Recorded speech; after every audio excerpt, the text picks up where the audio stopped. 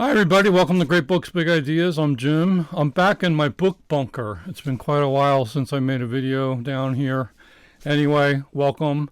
Thanks for joining me. Today I'd like to do a Friday Reads reading update. I finished 2 books this week. Desert Solitaire by Edward Abbey and S by John Updike. So we're going to talk about those right now.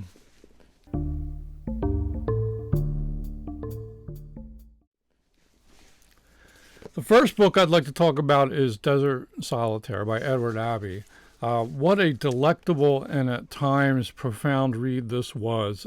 Abbey writes of his summer spent in the desert Southwest at Arches National Monument. It was then known as National Monument back in the 1960s. Now it's a national park. He spent a summer, actually 2 summers working there, but he kind of takes you through that first summer. He lives a solitary life in a remote trailer.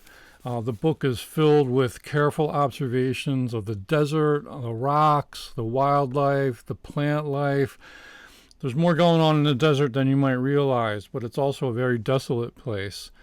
The rocks, the sun, the clouds, the rain, the heat, the river valleys and canyons, even the mountaintops.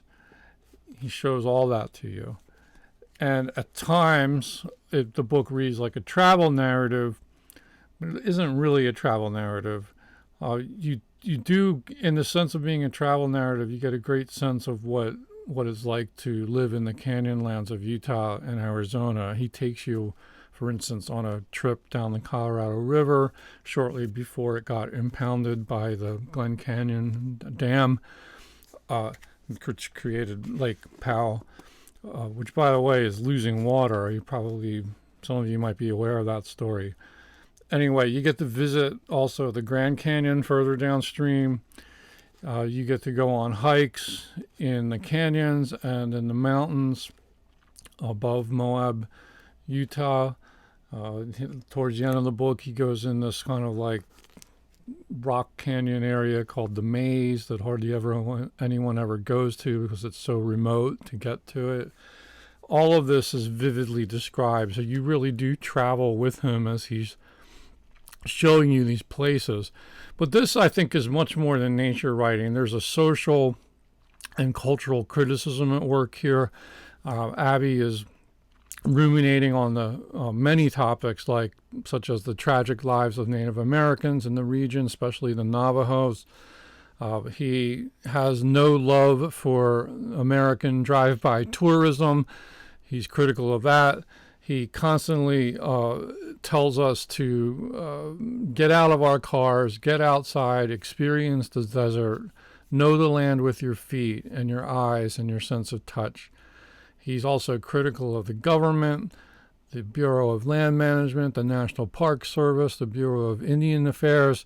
He's no fan of capitalism and consumer culture. There's a lot he doesn't like, which might explain why he's perfectly content to be out there in the desert all by himself most of the time. So what emerges is a portrait also of a loner. So it's not just nature writing, it's not just travel writing. This has got a little bit of a portrait of the artist here. He's a loner. He's a real Wild West character, if ever there was one. He's a rebel. He's got an outlawed tendencies. He's a rugged individualist. He's not without friends and companions, but he's very much a do-it-yourselfer. And so that's admirable.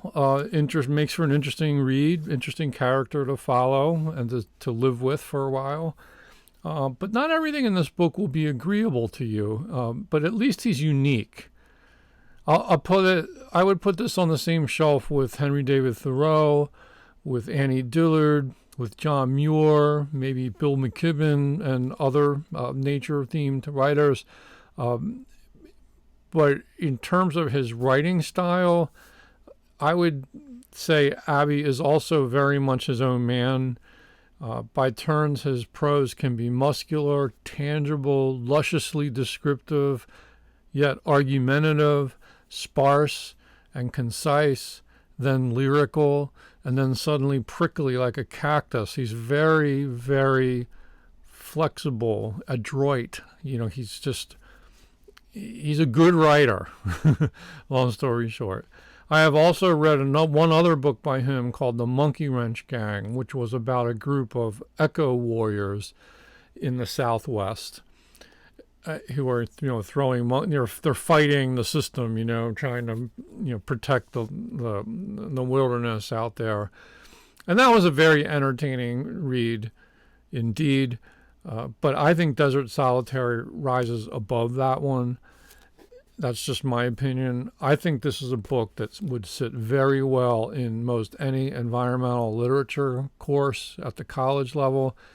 It, dare I say, deserves to be an American classic in the nature writing and travel writing genre, the creative nonfiction, more broadly put. I think it's that good. I really do. I'm going to be giving this one away to a little free library, but it's worthy of being a keeper. Now, let me give you a little sample of what his prose sounds like. And again, you could pick different chapters and get a very different type of style. He's really flexible that way. But I'll give this one a little bit of a chance. This is towards the end of the book, where he's getting into a conversation with someone about civilization. And some of this touches on themes that, we talk about on this channel a little bit sometimes. This is from page 305 of this edition. Revealing my desert thoughts to a visitor one evening, I was accused of being against civilization, against science, against humanity. Naturally, I was flattered and at the same time surprised, hurt, a little shocked. He repeated the charge. But how, I replied, being myself a member of humanity, albeit involuntarily, without prior consultation, could I be against humanity without being against myself, whom I love, though not very much? How can I be against science when I gratefully admire as much as any man Thales, Democritus, Aristarchus, Faustus, Paracelsus, Copernicus, Galileo, Kepler, Newton, Darwin, and Einstein? And finally, how could I be against civilization when all which I most willingly defend and venerate, including the love of wilderness, is comprehended by the term? We were not communicating very well. All night long we thrashed the matter out, burning up half a pinyon pine in the process, transforming its mass into energy, warmth, light, and toward morning worked out a rough agreement. With his help, I discovered that I was not opposed to mankind, but only to man-centeredness, anthropocentricity, the opinion that the world exists solely for the sake of man, not to science, which means simply knowledge, but to science misapplied, to the worship of technique and technology, and to that perversion of science properly called scientism, and not to civilization, but to culture. As an example of scientism, he suggested the current superstition that science has lengthened the human lifespan. One might as well argue that science, meaning technology, has actually reduced the average man's life expectancy to about 15 minutes, the time it takes an ICBM to cover the distance between the USSR and the USA. The superstition, my visitor pointed out, is based on a piece of trickery, statistical sleight of hand. E.g., in a primitive culture without modern medical techniques, perhaps half of all the babies born die within the first year of infancy. The remainder survive and live for the normal usual 70 years, taking the total born and dividing by the number of full-lived survivors. The statistician announces that the average life expectancy at birth for the members of this hypothetical society is 35 years. Confusing life expectancy with lifespan, the gullible begin to believe that medical science has accomplished a miracle, lengthened human life, and persist in believing it, even though the Old Testament, written more than 3,000 years ago, refers to 70 as being the typical number of years allotted to mortal man. The heroes, naturally, lived far longer, and not in that condition of medicated survival found in a modern hospital, where the patient, technically still alive, cannot easily be distinguished from the various machines to which he is connected. But this is now familiar stuff, common knowledge. Why kick around a dead horse? Far more interesting is the distinction to be made between civilization and culture. Culture, we agreed, means the way of life of any given human society considered as a whole. It is an anthropological term referring always to specific identifiable societies localized in history and place, and includes all aspects of such organizations, their economy, their art, their religion. The USA, for example, is not a civilization, but a culture, as is the USSR, and both are essentially industrialized cultures, the former in the mode of monopoly capitalism, the latter in the mode of state socialism. If they seem to be competing against each other, it is not because they are different, but because they are basically so much alike.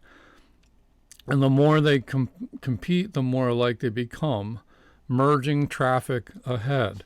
Civilization, on the other hand, while undoubtedly a product of various historical cultures, and as a category, one which overlaps what we label culture, is by no means identical with culture. Cultures can exist with little or no trace of civilizations, and usually do. But civilization, while dependent upon culture for its sustenance, as the mind depends on the body, is a semi-independent entity, precious and fragile, drawn through history by the finest threads of art, an idea, a process or series of events without formal structure or clear location in time and space. It is the conscious forefront of evolution, the brotherhood of great souls, and the comradeship of intellect, a corpus mysticum. The invisible republic, open to all who wish to participate, a democratic aristocracy based not on power of institutions, but on isolated men. Lao Tzu, Chuang-Tzu, Gautama, Diogenes, Euripides, Socrates, Jesus, Wat Tyler and Jack Cade, Paine and Jefferson, Blake and Burns and Beethoven, John Brown and Henry Thoreau, Whitman, Tolstoy, Emerson, Mark Twain, Rabelais, and Villon, Spinoza, Voltaire, Spartacus, Nietzsche, and Thomas Mann, Lucretius and Pope John the 23rd, and 10,000 other poets, revolutionaries, and independent spirits, both famous and forgotten, alive and dead, whose heroism gives the human life on earth its adventure, glory, and significance. I like that passage, and it reminds me of some of what we try to do here on this channel, as we try to hit some of those highlights, those running threads. No matter what culture you happen to live in, this stuff kind of persists. That was more of sort of the heady Edward Abbey, but there's so much in here about nature and close observation. He's got all the vocabulary. It's a beautiful, in a lot of ways, a really beautiful book, but also a gnarly book, gritty. So that's Desert Solitaire. Next, we turn to S by John Updike. This one is about a character named Sarah Worth, a latter-day descendant of Hester Prynne of Scarlet Letter fame. She is a yuppie New Englander who bails on her marriage and runs away to Arizona to join an ashram run by a New Age pseudo-Indian guru called the Arhat.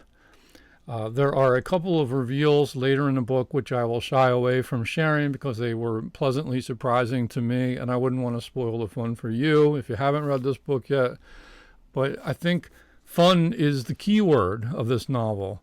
I scanned reviews on Goodreads after finishing it, and reactions were mixed. This only got 2 or 3 stars on average, I think. Put me in the like column for this one. I was pleasantly surprised. Listen, Updike is having a ball with this book. He's casting about the satire in generous dollops. Some of it is pointed, at the guru cult. Some of it is pointed at the mainstream America of the 1980s. This book's an equal opportunity offender, but he does it with generally a light touch. There's snideness here for sure, but it is not hard-hitting satire. It doesn't have the thorniness of Edward Abbey, but there's a lot of wit in these letters that are written. So Updike is reveling in this epistolary form. The novel consists of letters. Most of it's letters. Some of it are cassette tapes that Sarah records herself, and then she'll send off to her friend back east. And what's fun is as you read more and more of the novel, you see how she's able to code shift. She can like change her register depending on the recipient of the letter. And she's very bright. She's got lots of opinions on things. And it's just a lot of fun to read. And there's other letters that sneak in too by other characters, but I would say probably 85-90% of it is in Sarah's voice. We learn through these letters about Sarah's marriage breakup to this medical doctor, her relationship with her mother, who's living in Florida and is shacking up with a guy named the Admiral. Her daughter, Pearl, who is overseas attending college for a semester, I guess, kind of like a study abroad, and has met a young Dutch lad whom Sarah doesn't think much of that lad or the Dutch in general. So, if you're Dutch, you might get a little bit pissed off here. I don't know what's up with that, but it's in there. And you also learn about her friends and lovers at the ashram. And what we don't get a whole lot of is interior monologue because of the form. The closest you get to that is maybe like the tape recorded monologues, which are a lot of fun. That was some of the most lively writing, I thought, in the book. But it's always Sarah performing in writing or on tape, always aware of her audience. It's not like you're like inside her thoughts. She's not like writing in a journal or anything. But we do get a great sense of her character. I would say she's a well-rounded character, a comic character in a lot of ways, admirable in some respects, not so admirable in other respects, like human beings are. So let me give you a sense of her voice, and this is actually in a letter that she's written to her husband's lawyer, who is it partly explains the tone, but I think you'll get a lot of her attitude coming out here, and there's a bit of a feminist angle as well. Just note that depending on the letter you're reading, you're going to hear like a slightly different voice from her. Dear Mr. Gilman, I've been puzzling over your several letters for some days here in the desert. The ashram's spiritual routines make it difficult to focus upon the nasty worldliness that evidently still goes on. In my view, I removed from the accessible joint holdings of Dr. Worth and myself merely my proper wife's share. Rather less indeed, since most of our property could not be carried away or divided. I am confident that a divorce court, were we to come to it, would grant me no less and probably more. I would gladly consent to divorce proceedings whenever you can persuade your client to forgo such hurtful and inappropriate terms as desertion, adultery, and theft, and to approach me not in a spirit of bitter adversary, but one of sober, saddened mutuality as we lay to rest a partnership long shared, one to whose virtues and fatal defects we no doubt contributed equally. Equal division of blame and assets does not seem to me a very radical principle. In fact, as of course all males know, and male lawyers doubly know, The division can never be truly equal, since the man retains the professional skills and status to whose acquisition and consolidation the subservient wife sacrificed her prime years. He can rapidly earn his way out of any momentary financial setback, whereas the wife is forever financially maimed, and unless she leaves the marriage with enough capital to support her, which is rare and growing rarer in this day and age of misogynistic judges and shameless lawyers, will be thrown back upon the job market like a load of old laundry, fit for nothing but the rags and odd buttons of employment.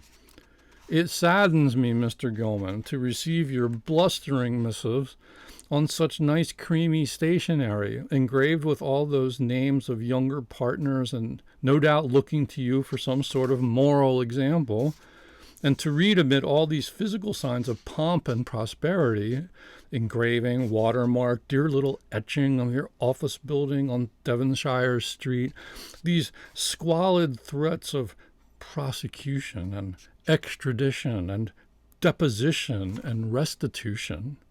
I scarcely know what the words mean. I feel I am being sent back to Latin class. And I sadly marvel that my former, for so he already is in my mind, irrevocably, husband, has the preposterous temerity to claim damages to his mental health and professional reputation due to my desertion. A tactful withdrawal was how I felt it. And to sue for alienation of affections, the utterly otherworldly man who passively allows his beautiful presence to shed divine light upon the disciples, and who was known to me while living with Charles only as an image on a poster and a voice on a tape, and furthermore, and most brazenly, to list as stolen property flatware, a tea service, and candelabra which have been in a branch of my family since their initial purchase, and all indisputably monogrammed P. Anything marked W, Charles is welcome to. Not to mention some precious old books that were the only luxuries my dear dead father allowed himself, and that since my earliest girlhood I have often seen tenderly held in his hands. I cannot conceive of any judge who, however corrupt and woman-hating, would not dismiss these charges with the contempt they deserve. Honestly, Mr. Gilman, can you? So why are you, presumably hitherto a reputable man, consenting to play a part in Charles's psychopathetic farce? Do you have no wife? Or, as they say now with such cumbersome euphemism, relationship? Have you never had a daughter? Or perhaps sisters? Surely you have had a mother, and were not discovered under a cabbage leaf like a slug. Consider even the poor female office slave, who takes your hesitant noises grunted and mumbled into the dictaphone, and turns them into the correctly spelled and grammatical letters which I keep receiving in all their impeccable masculine effrontery. Think of the indispensable female presences in your life, and ask yourself if you can continue to execute the commands of this crazed and vindictive client, and to run via registered mail, itself unutterably pompous, his demeaning errands. He at least has the excuse of wounded pride. He at least once shared my bed, and still imagines, albeit falsely, that his abuse has some charm for me. But you have no such excuses. Come off it, Mr. Gilman. Go back to evicting the poor and defending rapists, and leave good women alone. Sincerely, Sarah Price Worth. It's an excerpt from S by John Updike. As I've said on this channel before, Updike is an ambivalent writer for me. His writing abilities are never in doubt. He's hugely talented, but he sometimes misses the mark. Although ultimately this is a book about the social class he always returns to, namely upper middle class, East Coast Americans. We do get outside the bubble a bit while on that Arizona ashram, and he hauls in loads of Hindu and Buddhist terminology. There's even a glossary here at the end of the book, terms like that. So maybe he overdoes it, but I think it might be justified to an extent because Sarah is so enthusiastically into her new thing. She's just bubbling over with it. And the piling on of this sort of Eastern mumbo jumbo is an ingredient in the satirical pie. And it's not only poked fun at. I think some of this terminology is like legitimate. It makes you think. And it's a little bit of like a primer in some of the terminology that Buddhist and Hindu religions use. So that's a nice extra element that you don't normally see in an Updike novel. The Scarlet Letter parallels are not as close as I expected them to be, and I'm a bit relieved about that. It's more of like an echo effect of the Scarlet Letter more than a retelling or a pastiche of it. It's all very tongue-in-cheek, and this is a very cheeky affair overall. I'm not sure exactly why so many people hate it as much as they do. Again, opinions seem to be very split on this one. So while Updike isn't for everybody, I would say that this one was a good romp. It never bogged down for me. It was an easy read. And I really enjoyed the epistolary format. I just got the sense that he was really enjoying himself when he wrote this book. That's my take on it. I'm going to be offloading this one. Both of these are going in by way of the little free library to clear shelf space. This would not be a keeper. This one really deserves to be a keeper, but I just want to pass it on and let someone else discover it and get as much enjoyment out of it as I did. If you've read either Desert Solitaire or S by Updike, leave a comment, or if you have questions, leave a comment. Tell us what you think. Always good to get the conversation going. With that, I will say au revoir. Until next time, see you again soon. Bye-bye.